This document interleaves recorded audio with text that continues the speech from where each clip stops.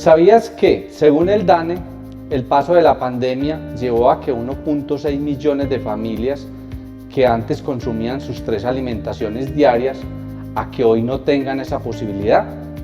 Así es, iglesia. Aún antes de la pandemia, muchas familias ni siquiera tenían la posibilidad de una alimentación diaria. Proverbios 11:25 dice: el que es generoso prosperará y el que ayuda será ayudado.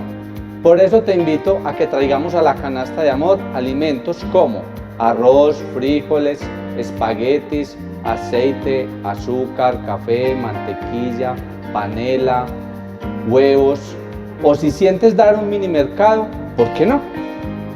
Recuerda, es mejor dar que recibir. Bienvenida, iglesia, estás en comunidad, estás en casa. Ahora vamos a hablar acerca de nuestros protocolos de bioseguridad.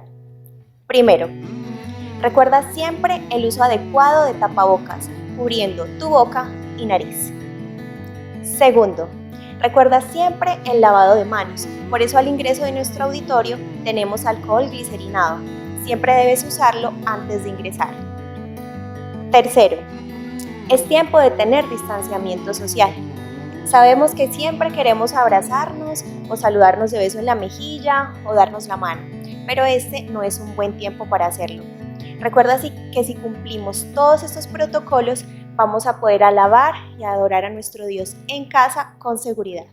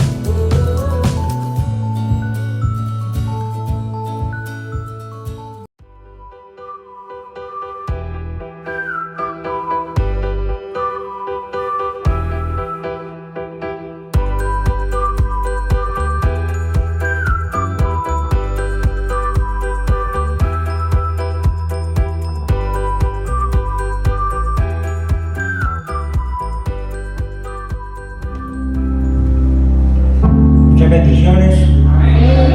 Espero que hayan tenido una semana excelente, de mucha bendición. Quizás a muchos tuvieron problemas o dificultades, otros quizás la pasamos excelente, pero a pesar de todas las dificultades y problemas, nunca debemos dejar de mirar a Jesús. Cuando dejamos de mirar a Jesús y nos enfocamos en el problema, eso sí es un problema. Por eso siempre digo, nunca, por lo que estemos pasando, dejemos de mirar a Jesús. Antes de orar por el diezmo y las ofrendas, dos aspectos muy importantes de la vida cristiana, y es fundamental para llevar una vida de victoria, es la fe y la obediencia. La obediencia no es solamente traer un diezmo y una ofrenda, es vivir plenamente una vida cristiana en amor hacia los demás. Cuando leemos Mateo 5:23,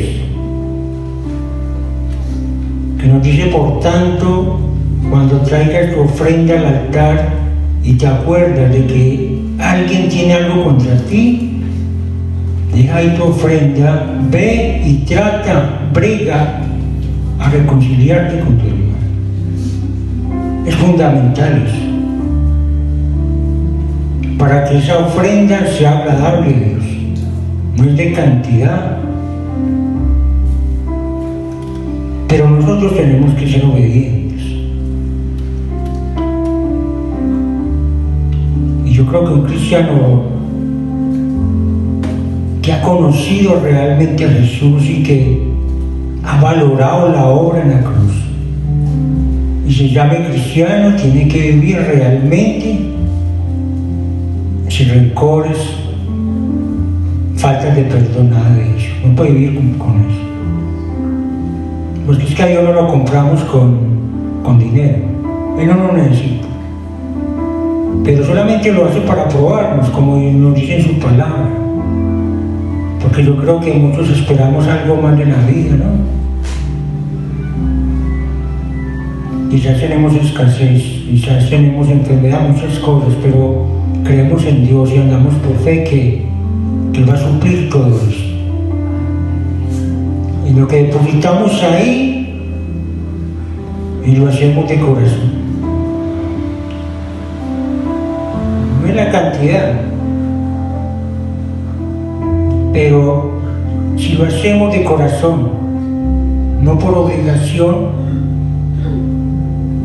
pida todo lo que necesite, que Él va a suplir todo. Porque Él nos dice en su palabra, en Malaquías 3:10, que es el versículo más impactante donde Dios nos dice que lo coloquemos ahí en la prueba, pero solamente para que Él nos bendiga.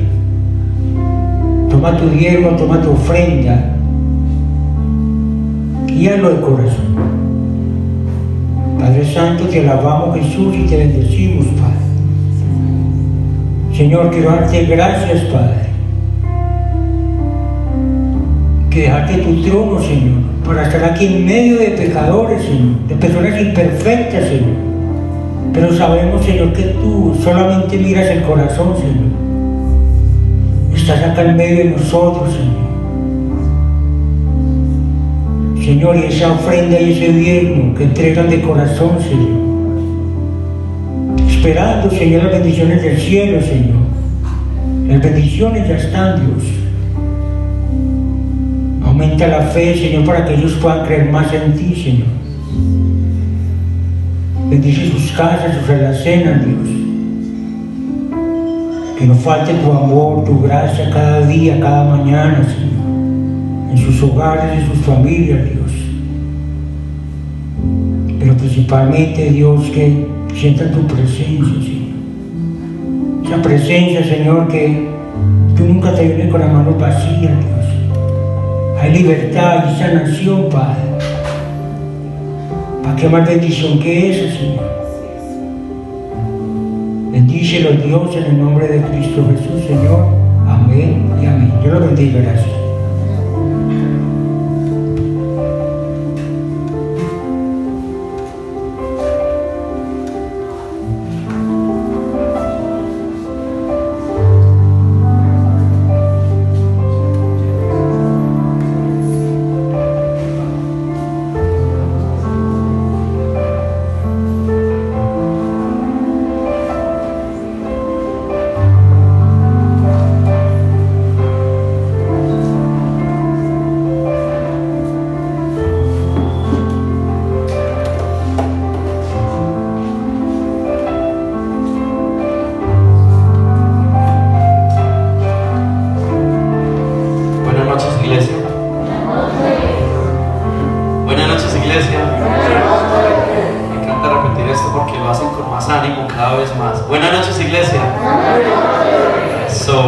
Así es que es bueno. ¿Quién nos visita por primera vez? Quiero saber. Levanta tu mano. Bienvenidos. Quiero decirte que la predicación que tenemos hoy es para ti, que nos visitas por primera vez. Ahora, ¿quién apenas nos empieza a visitar este año? Levanta tu mano. Esta predicación también es para ti. ¿Y quién está en casa de antaño? Levanta tu mano. Eso. Esta predicación no, mentira, esta predicación también es para ti. ¿Por qué es para todos nosotros esta predicación? Porque hoy tengo un gran placer, pero también un gran peso de sentar ciertas bases que como cristianos necesitamos tener. ¿Quién ha escuchado acerca de las clases de crecer que nosotros brindamos como iglesia, como comunidad cristiana de fe? Lo hemos repetido varias veces. Tenemos un espacio en el cual puedes edificarte, educarte, y recibir más de la palabra de Dios con mayor profundidad. Ese espacio es el espacio de crecer. Pronto tendremos una nueva convocatoria para nuevas inscripciones para las clases de crecer. Tenemos proyectado que sean los sábados, para que estés muy atento y muy atenta a las nuevas convocatorias y te inscribas. Créeme, es de gran edificación para todos nosotros. Y hoy van a tener un acercamiento a quienes no han estado en crecer con lo que es una clase de crecer. Resulta que, ¿quién ha leído la Biblia alguna vez?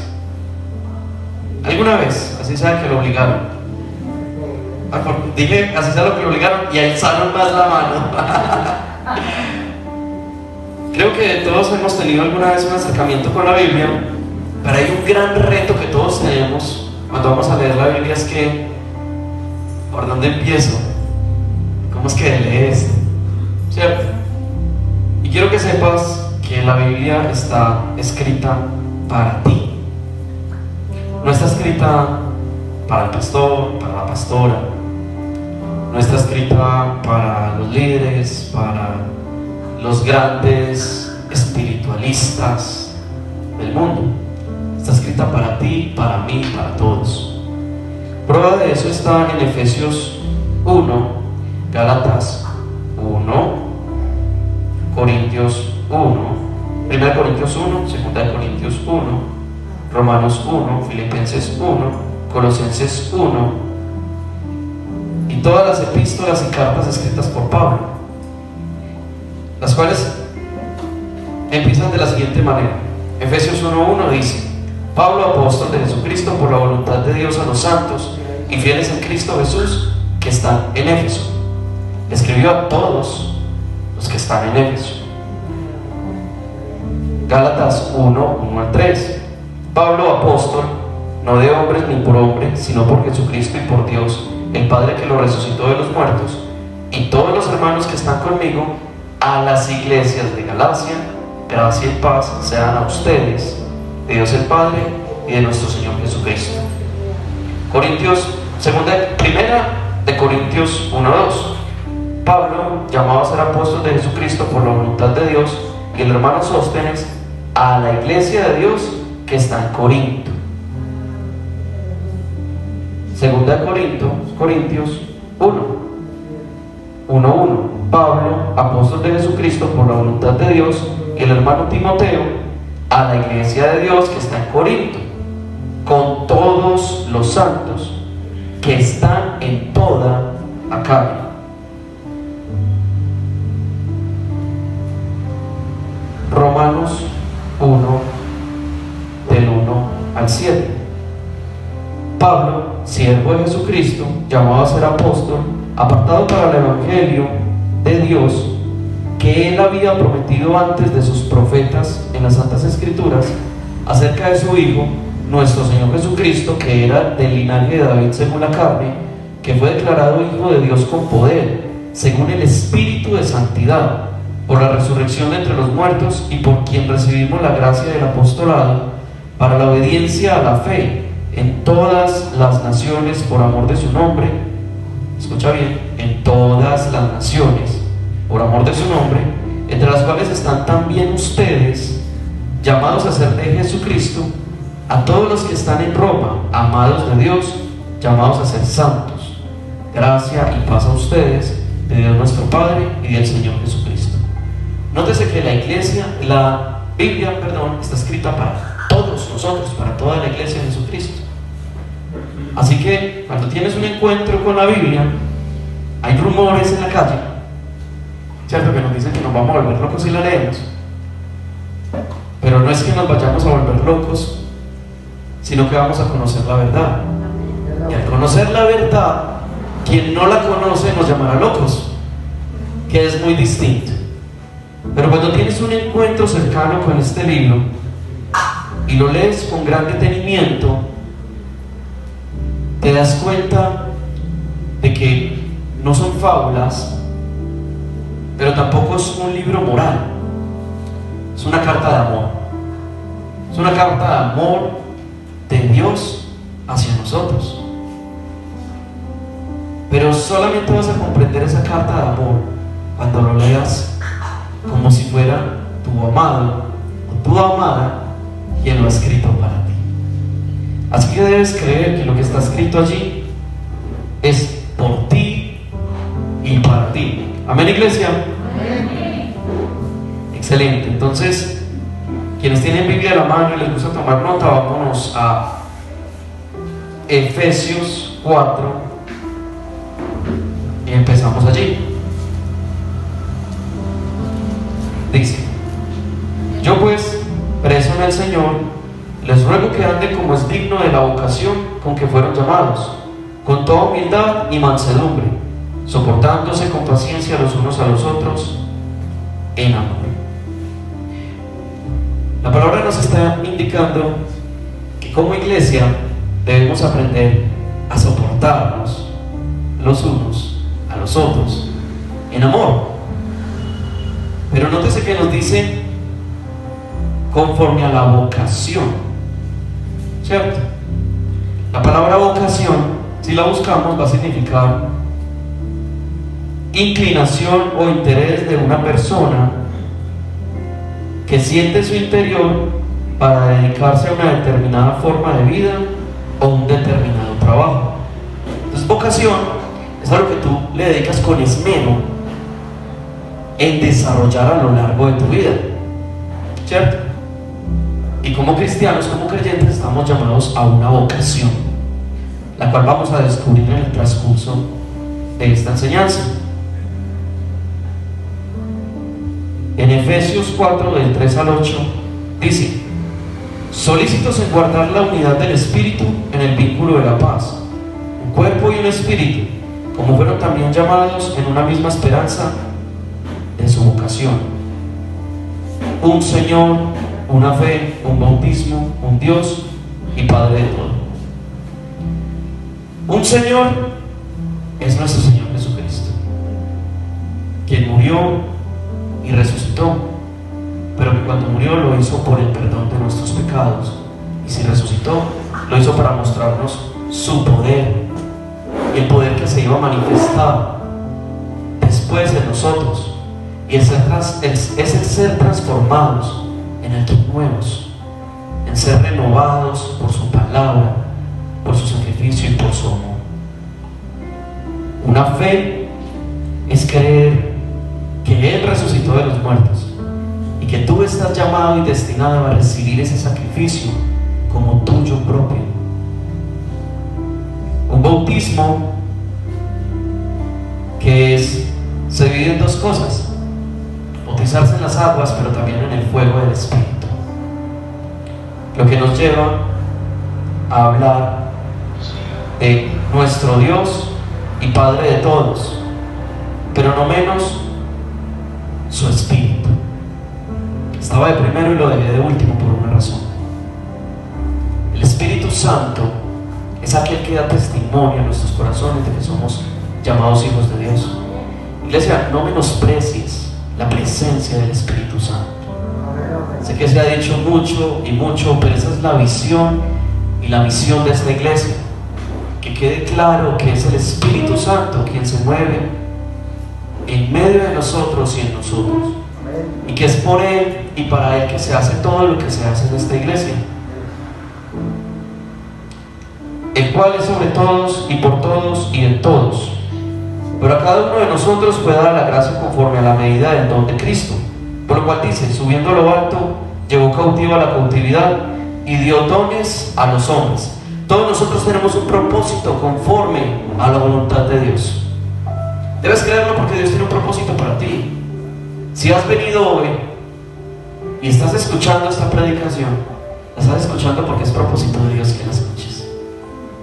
La persona que te invitó, aún yo de antaño puedo recordar a la persona que me invitó y cómo me invitó, y la recuerdo con amor, pero sabiendo de que fue Dios quien utilizó a esta persona para invitarme, para hacerme conocer sus maravillas y abrir mis ojos a la verdad de su evangelio.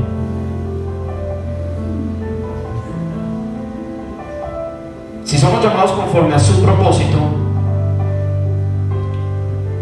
cuando tú eres enviado por alguien a cumplir una tarea, lo más normal es que esa persona, cuando te mande con lo suficiente o lo necesario para cumplirla. ¿Estamos de acuerdo?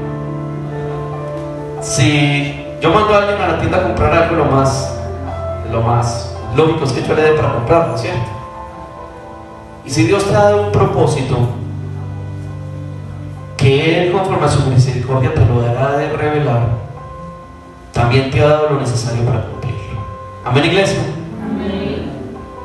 Dios dio dones a los hombres. Él nos ha dado dones, nos ha dado habilidades, nos ha dado destrezas.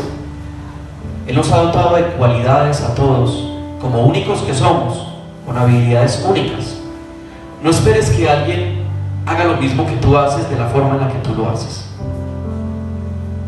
Por ahí he escuchado muchas veces que repiten y repiten: nadie es indispensable. Pero a mí me gusta decir: nadie es irrepetible. Hay cosas que muchos pueden hacer y yo puedo hacer, y las cosas que yo las puedo hacer, cualquiera de ustedes podría hacerla, pero Dios me ha llamado a hacerla de una forma única, como ninguno otro lo podría hacer, a pesar de que quizá podría dar el mismo resultado.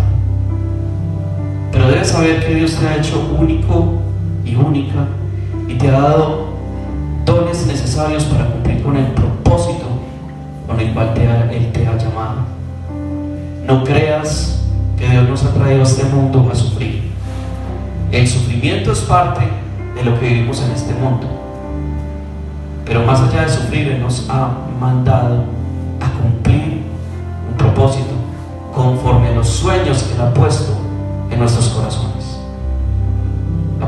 La palabra misma declara que el deseo y el anhelo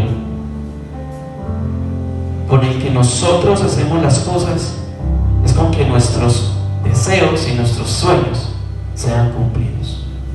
Y creo que Dios apoya y Dios respalda eso. ¿Lo crees, iglesia? Entonces dile que está a tu lado: tienes propósito y Dios va a cumplir.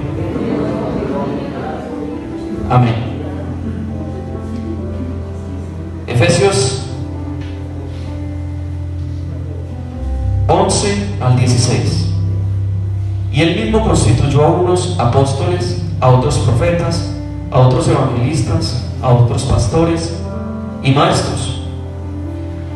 Y muchos que leen esto se quedan solo ahí y creemos que el propósito con el que Dios nos ha llamado es o para ser apóstoles, o para ser profetas, o para ser evangelistas, o para ser pastores, o para ser maestros. Y no, esos son los ministerios que el Señor ha puesto en su iglesia para que la iglesia tenga un orden, para que haya quien esparza la palabra del evangelio, quien la enseñe y la eduque con sabiduría, quien la predique, quien esté pendiente de las personas que necesitan ayuda. Pero eso no hace parte o no es el único propósito o el único llamado que Dios tiene para ti. No porque no seas pastor no significa que no tengas un llamado conforme al propósito de Dios, porque aún nuestros movimientos, aún una alzada de ceja, es testimonio para los demás. Cuando te encuentras con una persona por primera vez y la conoces y te mira feo, te está dando testimonio de lo que siente por ti o la impresión que tuvo de ti. Pero a veces no nos damos cuenta y esa persona también está teniendo una impresión en nosotros. Y solo nosotros dar testimonio a través de lo que hacemos y lo que decimos es cumplir con nuestro llamado y nuestro propósito. Estábamos hablando ahorita con los jóvenes y nos fuimos a la historia del rey David. Resulta que el rey David peleó con osos y leones mientras defendía sus ovejas y nadie lo veía. Pero frente a algunas personas tocaba un instrumento. Y al tocar ese instrumento, ciertas personas lo conocieron y dijeron: ¡ay, cómo toca de bien! Y tuvieron la impresión de él y dijeron: es un hombre valiente. Cuando el rey Saúl necesitó la ayuda de un hombre valiente que tocara un instrumento para que un espíritu maligno se fuera de él, los siervos del rey Saúl, y lo primero que pensaron fue en David. ¿Por qué? Porque Dios, sin que David lo supiera, estaba utilizando los talentos de David para que fuera el testimonio de lo que él podía hacer, y para que cuando llegara el momento adecuado, sus dones y talentos salieran a relucir. No creas que Dios te ha dado dones y talentos para tirarlos a la basura, que se van a perder simplemente porque pasó el tiempo y ya. Nunca es tarde para hacer uso de esos dones y esos talentos. Si Dios te ha dado el don de hablar, habla. Si Dios te ha dado el don de pintar, pinta. Y si te ha dado el don de escribir, escribe. Cualquier don que Dios te ha dado, utilízalo, porque Dios quiere hacer grandes cosas con él y potenciar hasta su máxima capacidad. Lo que nos lleva a responder la pregunta, ¿cuál es esa vocación a la que hemos sido llamados?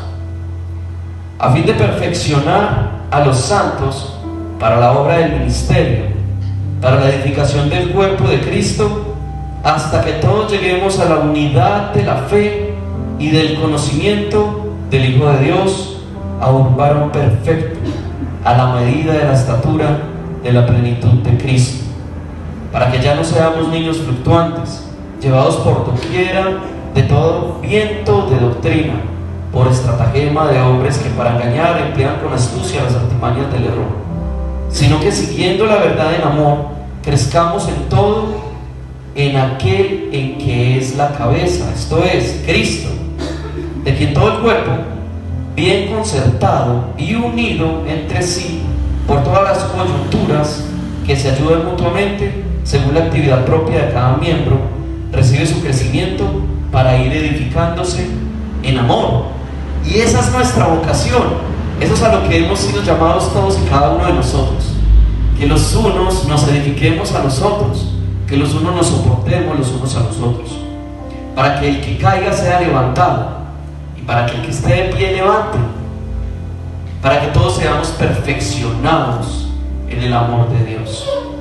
¿Cuántos de nosotros estamos aquí en medio y quizá tenemos empresas o negocios y nuestros hermanos en la fe ni nos visitan ni nos compran? ¿Cierto? Y por allá dicen amén. Pero dice que estemos unidos. Dice que estemos al unísono los unos con los otros, que el propósito que Dios tiene con mi vida sea apoyado por el otro. Pero resulta, aquí hay una pequeña contradicción en nosotros mismos, que todos nosotros queremos ser soportados y todos nosotros queremos ser apoyados. Y surgió una pregunta: entonces, ¿quién apoya? ¿Y quién va a ser apoyado? Pues la respuesta es el amor. Cuando nos movemos en el amor y cuando vivimos en el amor, todo lo soportamos, todo lo creemos, no buscamos lo nuestro, no esperamos nada a cambio por dar. No se trata de esperar a ser ayudado o de esperar la oportunidad perfecta para ayudar. Se trata simplemente que en nuestro vivir y en nuestra vocación, todo el tiempo estemos ayudando y nuestros hermanos en fe nos estén ayudando, porque buscan eso, ayudar. Es lo más lógico. Si todos estamos unidos todos buscamos lo mismo, y entonces todos nos dedicamos a ayudar, no vamos a tener que esperar ser ayudados, porque todos hacemos eso. Y esto va para otra cosa más. Dice la palabra que ya no seamos niños fluctuantes que nos dejemos llevar por estratagemas de hombres que nos llevan al error. No ser niños conlleva algo, es ser maduros. Y ser maduro va a exigir algo de nosotros. Primera cosa que nos va a exigir: reconocer nuestro propio propósito, dones y talentos. Porque un niño apenas está descubriendo lo que puede hacer, pero un adulto maduro ya sabe en qué dirección dirigirse y reconoce en poca o gran medida el don que Dios ha puesto en él y lo que puede hacer con él. La segunda cosa que va a exigir el ser maduros es reconocer que el otro tiene talentos, que los ha descubierto o los está descubriendo. Lo que nos va a exigir no sentir envidia cuando Dios utilice al que está a nuestro lado y nosotros todavía estemos en ese proceso de descubrir lo que podemos hacer con nuestros dones y talentos. Para vivir en unidad, para que seamos una iglesia unida, es necesario que no vivamos con envidia hacia nuestro hermano. Por contrario, que nos alegremos. Si yo estoy pasando necesidad, pero mi hermano está fructificando, alegremos. Hay una razón en eso. El que sigue es usted. Dios reparte dones a todos los hombres. Y si yo estoy sentado aquí y mi hermano acá, y a él le tocó, adivine a quién le toca. ¿Quién sigue? Yo soy el que sigue. Alégrese por la bendición que Dios le da a su hermano. Así que mira que está a tu lado y dile: Dios te bendiga. Bien, míralo con una sonrisa y le dices: yo te bendigo. Amén. Así es, iglesia. Y la tercera cosa que nos va a exigir el ser maduros es aprender a tener dominio propio. Y hay algo que ya hemos dicho antes, pero que no está de más repetirlo, de lo que tenemos que tener dominio. Y a veces da como que cierto chuzoncito en el corazón cuando nos lo dicen, ¿cierto? Y es con nuestra boca. Tenemos que aprender a tener dominio con nuestra boca. Tenemos que aprender a tener dominio con nuestros oídos. Saber qué escuchamos y qué decimos. Saber a quién le prestamos oído y saber de qué conversaciones somos parte. Hace poco estábamos en una reunión, habíamos muchas personas y estábamos hablando de la mujer. ¿Listo? Estamos hablando de la mujer virtuosa. Y hay un versículo muy especial que dice que ella es alabada. La mujer virtuosa es alabada. Y me pregunto, ¿por qué es alabada? Y llegamos a decir algo, que si es alabada es porque ella alaba. Y me voy a explicar. Si lo que voy a decir no es personal, si sientes que de pronto cabes en esas características, significa algo, que Dios está abriendo tus ojos y puedes mejorar. No que te estamos atacando, queremos hacerte sentir mal. Pero si tú te encuentras con una persona, supongamos que se encuentran dos vecinas, ambas tienen sus propias familias, y una de las vecinas dice que sus hijos no sirven para nada, no ayudan, su esposo es un vago, ¿cierto? ¿Qué va a hablar esa vecina acerca de esa familia cuando hable con la otra? Lo que usted misma dijo, o lo que usted mismo dijo, ¿cierto? Significa que cuando te vean pasar por la calle, quizá no digan, ahí va la mujer trabajadora.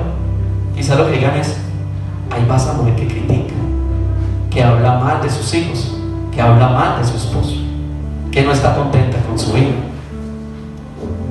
Y quizá por eso no es alabada.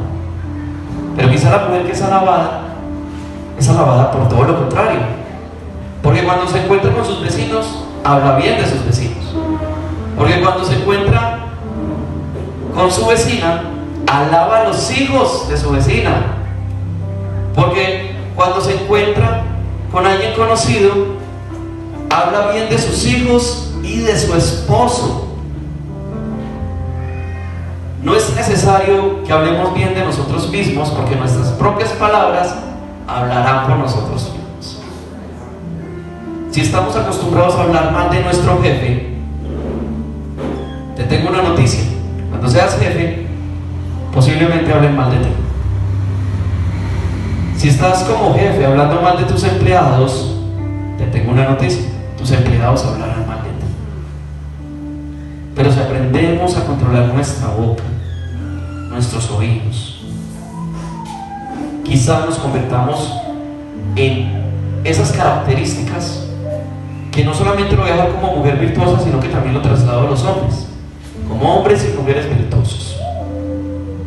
Aquellos que son alabados por cómo hablan, por cómo actúan, por cómo edificamos a los demás en cada una de las conversaciones que tenemos. Eso es a lo que estamos llamados, y esa es la vocación. Eso es lo que como cristianos debemos perseguir, para ser perfeccionados conforme a la imagen de Jesús. Cuando lees las Escrituras, y te invito a que las leas, y te vas al Nuevo Testamento, los primeros 4 libros, que son los que dan testimonio de Jesús, empiezas a conocer la vida de Jesús y te das cuenta que Jesús en ningún momento insultó a nadie, robó, mintió y no hizo un montón de cosas que nosotros, queriendo o sin querer, por conocimiento o sin conocimiento, hacemos. Y cuando lees acerca de él, como lo ha leído el mundo ha intentado explicar acerca de Jesús, y lo único que dice es que es un personaje peculiar, distinto, difícil de caracterizar y describir. Pero nosotros sí podemos describirlo y podemos caracterizarlo, y tenemos una imagen de él. ¿Saben cuál es? El Hijo de Dios, la imagen misma de Dios. Por eso mismo el mundo no lo puede comprender, porque Jesús es la misma imagen viva de Dios, su bondad y su amor en carne y hueso. Y si la palabra nos invita y nos dice que nuestra vocación es ser perfeccionados conforme a Jesús, lo primero es creer que las palabras que Jesús ha dicho son para nosotros. Así que ahí donde estás, repite después de mí: las palabras de Jesús son para mí. Las creo, las guardo, y viviré para cumplirla. En el nombre de Jesús. Amén. Ponte sobre tus pies un momento, por favor, iglesia.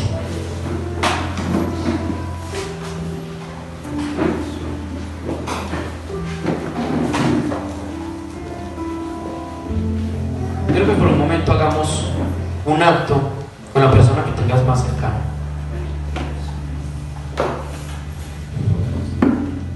Que la mires y la bendigas a tu manera. Suéltale la primera palabra que se venga a tu cabeza para bendecirla. Dile: Dios te bendiga, que estés bien. Con eso bastará. Muéstrale que en esta iglesia, en esta casa, en esta comunidad, damos honor.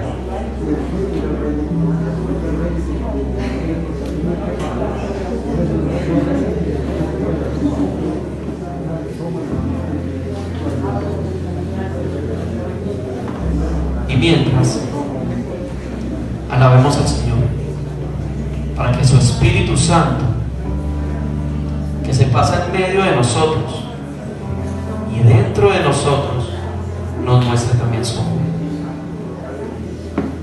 Por un momento, si quieres, cierra tus ojos.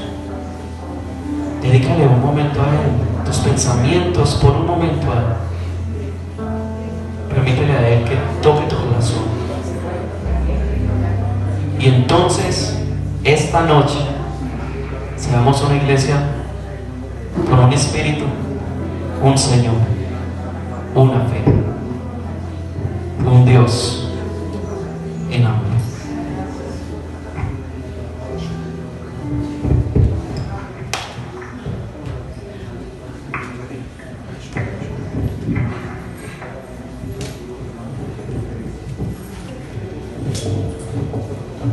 Bueno, y que así como lo dice John David, podamos adorar al Señor con todo nuestro corazón, un único Dios.